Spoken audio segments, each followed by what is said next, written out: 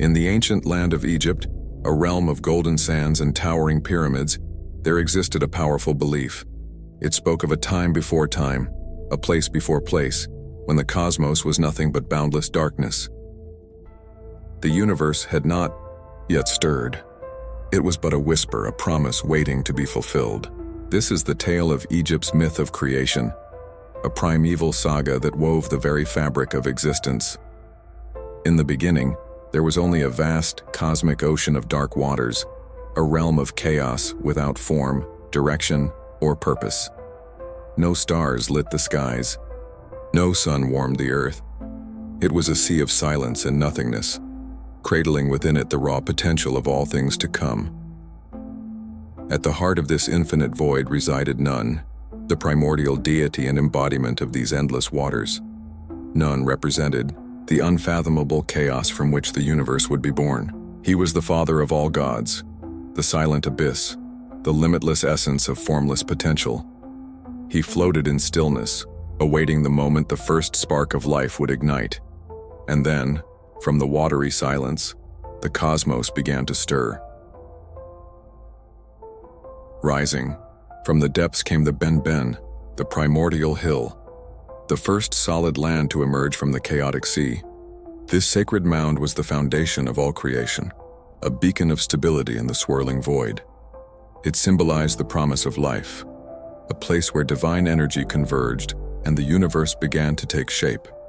The Ben would later echo through Egyptian culture, its form immortalized as the capstone atop pyramids and obelisks, representing the original moment of creation.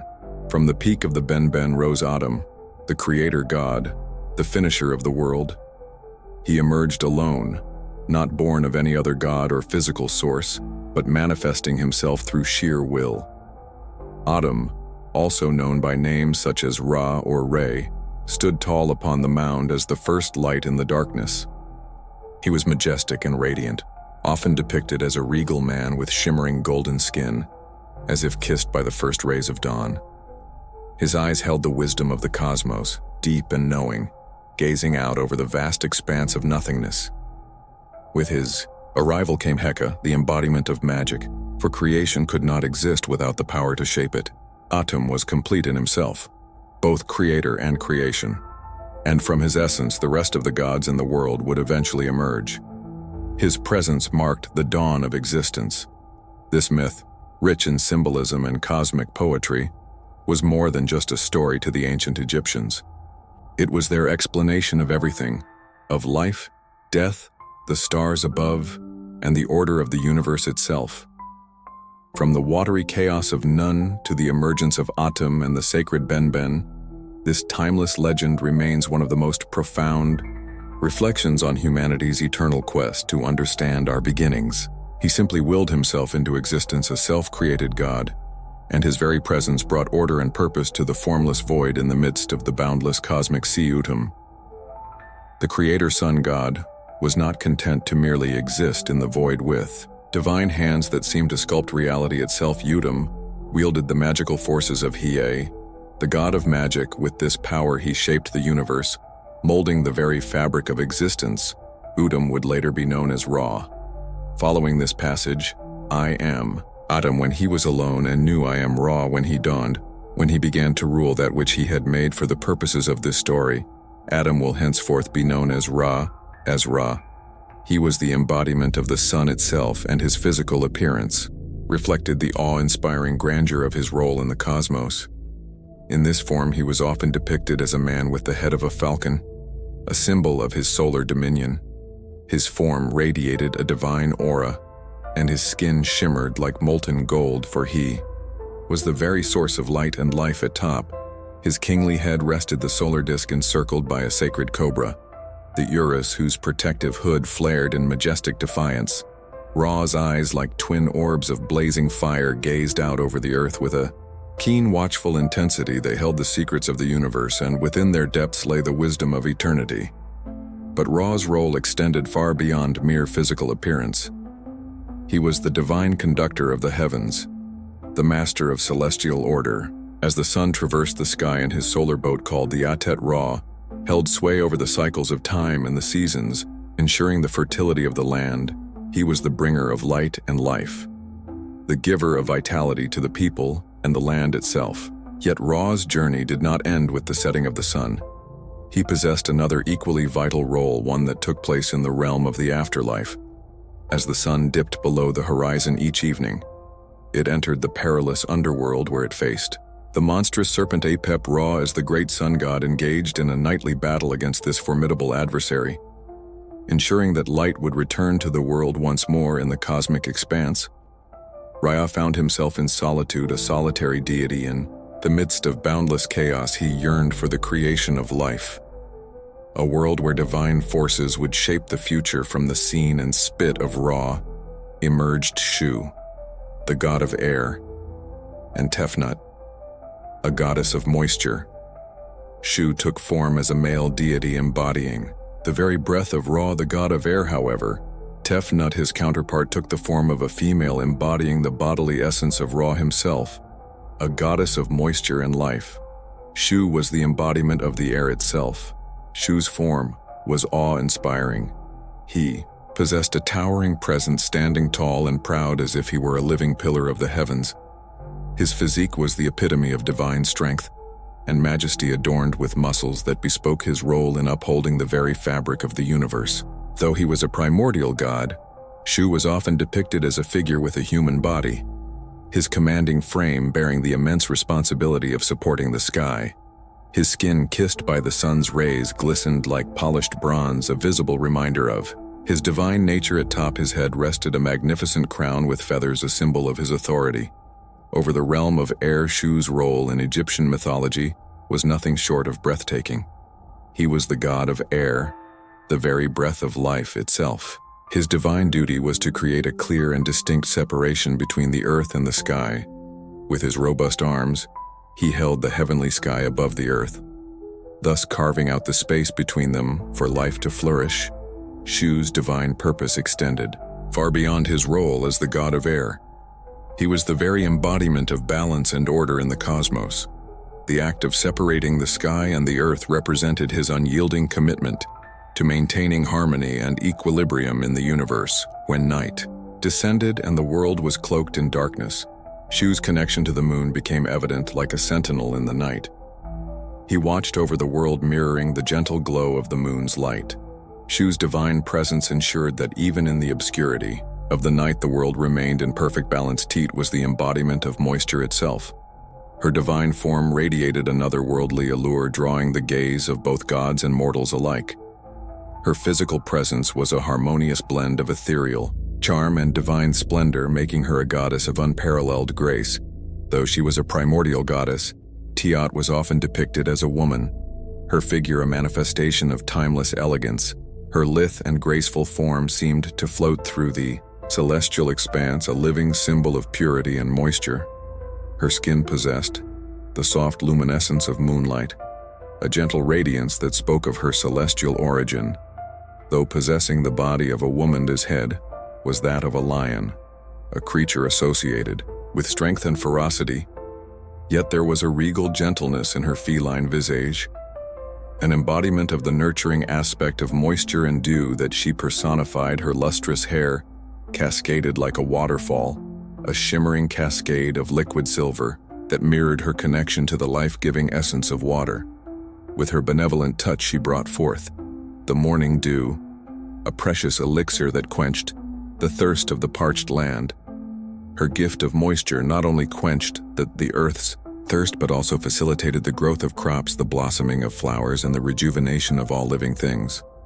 Her very presence ensured that life could thrive in a land where water was scarce. These divine siblings, Shu and Tefnut, carried the fundamental principles of life and order within them. With their creation, the world was set in motion as they embarked on a cosmic mission to establish the world in their father's name. They ventured into the cosmic sea, ready to bring form to the formless and meaning to the meaningless. However, their absence from Ra's side left the Creator's sun god pondering their progress and yearning for their return. As Shu and Tut ventured into the void to fulfill their cosmic mission, Ra could not ignore the longing in his heart. Time stretched endlessly in the universe, and the absence of his beloved children weighed heavily on his divine soul. in his yearning for the return of Shu. And Tefnut Ra reached for his own eye, a powerful symbol of divine sight and perception. This eye, known as the Eye of Ra, represented the all-seeing gaze of the sun god. With a profound sense of purpose, he cast forth this celestial eye into the vast cosmos, imbuing it with his divine energy and intent. The Eye of Ra embarked on a quest of cosmic proportions, a journey through the depths of the universe in search of Shu and Tut. It became a beacon of hope in the promise of reunion, representing the unity of the divine family. As it traversed the silent abyss, it carried with it the hope of reuniting father and children. While the Eye of Ra embarked on its celestial quest, Ra, the creator sun god, remained alone, seated upon the sacred Benin, the symbol of the universe's birth. He watched with a heart filled with anticipation as the celestial eye journeyed through the void, seeking to reunite the divine family. The return of Shu and Tefnut was a moment of immense joy, a reunion that filled Ra with gratitude and love. The cosmic family, once separated, was whole once more. The overwhelming happiness of Ra was so profound that it moved him to tears. The tears of Ra, divine and powerful, fell upon the dark, fertile earth of the Ben, the very foundation of creation. In their gentle descent, these tears brought forth the first men and women, a testament to the power of divine emotion in the beginning of human existence. In addition to the creation of humans, Ra would go on to father many more gods that would play an integral role in Egyptian mythology, such as Bastet, Sekhmet, Hathor, and Am. The newly created men and women, the children of the tears of Ra, found themselves without a place to call home. They awaited the next act of divine creation, a continuation of the cosmic drama set in motion by the god of the sun in response to the need for a world to inhabit Ra's divine children. Shu and Tefnut took it upon themselves to bring forth life once more.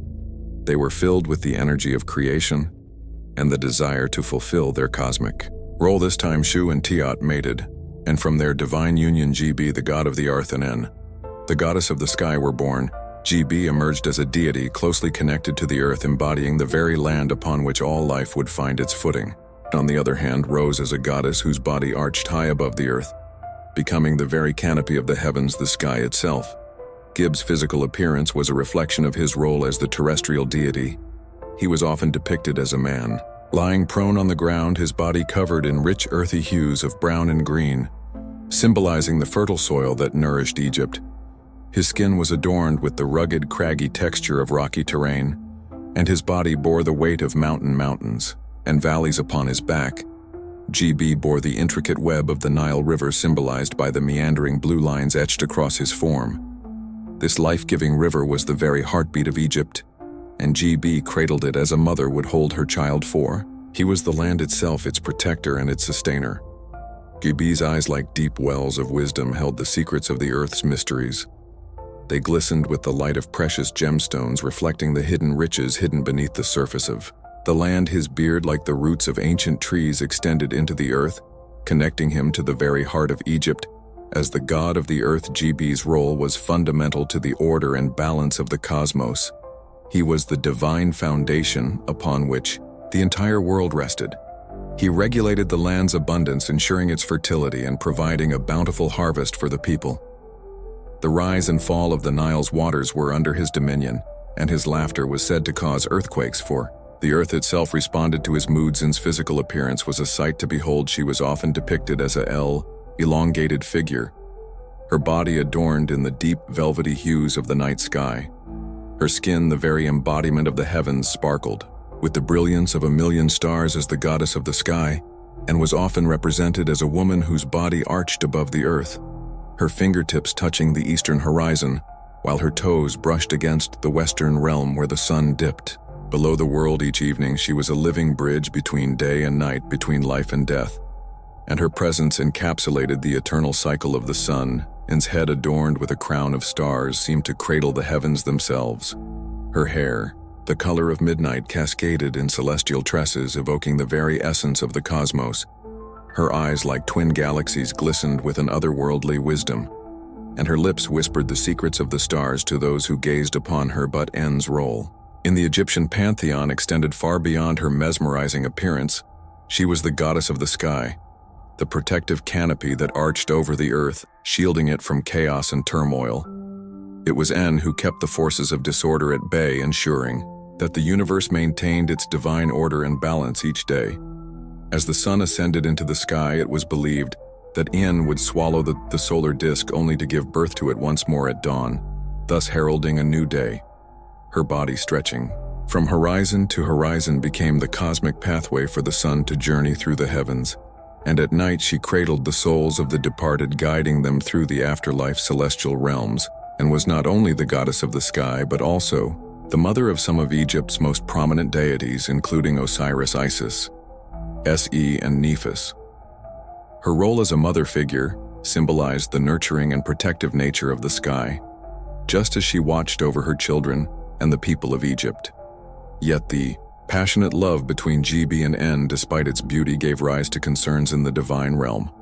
Ar cast his watchful eye upon the unfolding story of GB and En.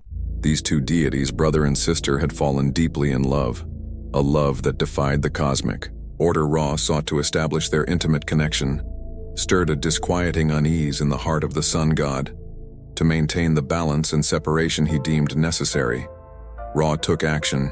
He reached out, his divine will stretching across the cosmos, and with his almighty power he separated the goddess of the sky from GB, the god of the earth. En ascended high above her body, forming an arched canopy of protection. In the heavenly realm, she became the vaulted sky, a celestial expanse above forever, tantalizing, while GB remained bound as the earth below. Though they could see each other across the vast expanse of the cosmos, they could never again embrace in loving union. Despite the cosmic separation enforced by Ra, En, the goddess of the sky, bore within her a secret. She was already pregnant with the children of GB, the god of the earth. She gave birth to 4 children: Osiris, Isis, Set, and Nephthys. These 4 divine siblings were born into a world that had not yet began to flourish. Over time, each of them would make their own contributions, adding to the grand mythos of Egyptian mythology. Osiris would later be known for his many titles. He was the first king of Egypt, but also he was known as the god of the underworld, fertility, agriculture, the dead, resurrection, and life. He stood as a god of profound significance. He stood tall and graceful, his skin bearing the timeless hue of the fertile black soil, which in ancient Egypt heralded abundance and rebirth. His physical presence was clothed in the royal regalia of the pharaohs, bedded in rich ceremonial garments. A tall feathered crown adorned his head, a symbol of his dominion over life and death. His eyes, as deep and mysterious as the Nile itself, sparkled with wisdom that transcended mortal understanding. Yet what truly set Osiris apart was his unique visage, a mummified king wrapped in the sacred linen bandages of the afterlife. His form reflected his role as the guardian of the afterlife. Osiris was the judge of the dead, who would determine the fate of the souls that have entered the realm of Datet, the underworld there. Osiris and Maat, the goddess of truth and justice, played a pivotal role, presiding over the grand scales. It was on these celestial scales that the hearts of the departed were weighed against the ethereal feather of Ma. If a heart was found lighter than the feather, it signaled a virtuous life, allowing the soul to continue its journey to the afterlife. Osiris is perhaps most well known for his conflict with his brother, Set. Osiris in many ways embodied the concept of dying and reviving, a theme that would ripple through the annals of mythology. Isis, the goddess of motherhood, healing, and magic, was a crucial figure in ancient Egyptian mythology. She was the wife of Osiris, and it was said that they were in love. Even in the womb, Isis reigned as one of the most revered and influential goddesses, also known as the Mother of the Gods. She was a vision of divine elegance. Her radiant form seemed to shimmer with the very essence of life and fertility. She was often depicted as a woman of regal, bearing her graceful figure adorned in resplendent robes woven from threads of moonlight. Her long flowing hair cascaded like the fertile riverbanks, and her gaze, deep and enchanting, held the wisdom of the ages upon her head. Isis wore a magnificent throne-like crown, symbolizing her role as a queen of heaven and earth. She cradled the Ankh, the symbol of life, in one hand, while the other hand, an outstretched wing of maternal protection, shielded those who sought her guidance. Isis, her name meaning Queen of the Throne, was a goddess of multifaceted power and influence. Her dominion extended over countless aspects in life and beyond. She was the divine mother, the nurturing force that held the universe in her. Embrace her maternal nature and connection to motherhood and fertility made her an object of devotion for mortals and deities alike. But just like Osiris, perhaps the most well-known story of Isis was the conflict between Osiris and Set. Her role in that tale would transcend the boundaries of Egypt, with attributes that extended to salvation, eternal life, and the concept of a divine son born of a virgin mother. Set, the enigmatic and contentious god of ancient Egypt, was a figure whose presence could evoke both fear and reverence. He stood as a paradox in the pantheon of Egyptian deities, his unique appearance and complex role adding layers of intrigue to the mythological tapestry of the Nile Sea's visage was a striking anomaly in the world of Egyptian gods. He was a figure of mysterious contradictions. He was known for his association with war, the chaos that swept across the land, and the ferocious desert storms. At first glance, his figure appeared as a fusion of various creatures. He bore the head of an animal that seemed to defy straightforward categorization. His body, powerful and imposing, was often human-like, though sometimes depicted with the same animal features. His skin bore a reddish hue, mirroring the fiery sands of the Egyptian desert. Set's presence exuded an aura of both chaos and authority, a manifestation of the unpredictable forces of nature. Set was a complex deity in the divine pantheon. He played a pivotal role in maintaining the intricate balance of cosmic forces. This uniqueness set him apart from his divine counterparts. While Set's role might appear purely malevolent, it was far more nuanced. His importance was particularly evident in his role as a protector of the sun. God Ra. Set's responsibility was to ward off the chaos serpent Apep, known as Apis, who sought to devour the solar bark as it traversed the heavens. Each day, his ferocious battles with Apep symbolized the eternal struggle between order and chaos. A theme central to Egyptian cosmology. Set's character was perhaps best encapsulated in his actions during the conflict with his brother Osiris. Set committed a heinous act that underscored his role as a deity, capable of both disruption and destruction. Nephis, the enigmatic goddess of the ancient Nile, was a figure of mystery and intrigue. In the pantheon of Egyptian deities, Nephis was often depicted as a striking goddess with a distinctive presence. Her appearance mirrored the timeless allure of the ancient Egyptian women. Her long ebony hair cascaded like the silken waters of the Nile, adorned with elaborate headdresses that symbolized her divine stature.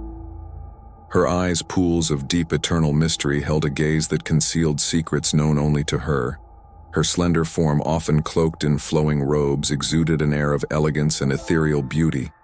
She was the embodiment of grace, her bearing as regal as the goddesses who graced the sacred temples of Egypt. Nephis was the wife of her brother Set. She was known by various titles, including Mistress of the House and Friend of the Dead. Her role in Egyptian mythology was as intricate as the labyrinths of the pyramids. As a pharaoh goddess, Nephis played an indispensable role in the tale of Osiris and Set, where Nephis provided invaluable aid to Isis, being known as the Friend of the Dead. Her presence was comforting to the departed. Nephis was an essential presence during the funerary rites, encouraging the expression of grief and the proper rituals for the departed. She stood at the crossroads of life and death, a guardian of the souls. As they embarked on their eternal voyage, her presence complemented that of her sister Isis in guiding the souls on their complex journey. Through the realm of the departed, this tale of creation in Egyptian mythology led to the formation of the Anad, a tribunal of 9 gods who would collectively shape the destiny of the universe. This divine council represented the pinnacle of the Egyptian pantheon and played vital roles in maintaining the cosmic order. The Enad included Ra, the creator himself, whose solitary existence preceded the very cosmos. Shu and Tefnut, born of Roswell, represented the principles of air and moisture. Gbb, the god of the earth, and En, the goddess of the sky, defined the boundaries of existence. Osiris, the just judge of the dead, and his powerful sister wife, Isis, stood as revered figures in the Enad. Set, embodying war and chaos, played his role in maintaining balance, while Nephis offered solace and protection in the realm of the afterlife.